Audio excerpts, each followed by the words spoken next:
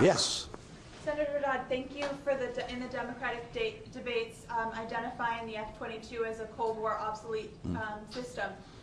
The Osprey system is another Cold War weapon system that we could save $10 billion a year if we shifted those resources into investments in renewable energy or for our children or for veteran affairs, which Senator Biden has committed to cutting or has been trying to cut the Osprey program. What is your position on Osprey? Yeah, I think I have as well. I can't recall. I have to go back and look at the record. But let me thank you, first of all. I know you're part of this. And where's Christine, my cookie lady? She usually comes out with the Frisbees. I have more cookies and Frisbees and fans here in Iowa, too. You're all over doing a great job and bringing these issues up.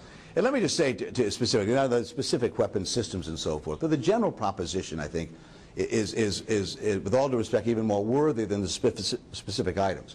It's not uncommon historically. In fact, throughout history, I remember back in the late 1930s, there were those who actually wanted to keep the cavalry around because it had worked so well in 1917. And so they decided it worked then, why not work now?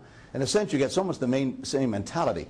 We have new threats today. They're different threats. The Cold War, thank God, is over with. It's behind us here. And certainly you can make a case that there were weapon systems that were needed in that time to deal with those threats. We need to now get smart enough to recognize this is a different time with different needs.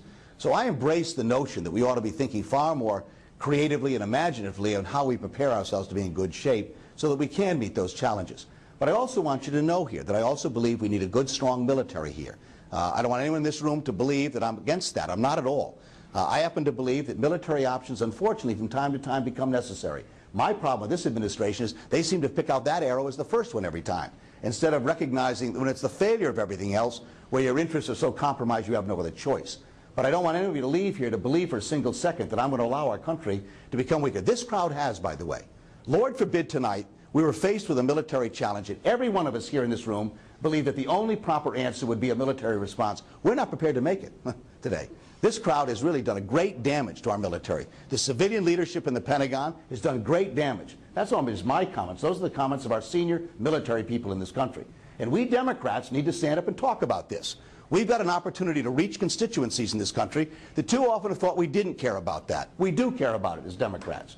We want to have a sensible, strong, balanced military in our country. We don't need one riddled with Cold War weapons. We need one that's smart enough to understand the realities of the 21st century and be prepared to address them. So I thank you for raising these questions along the way. All right?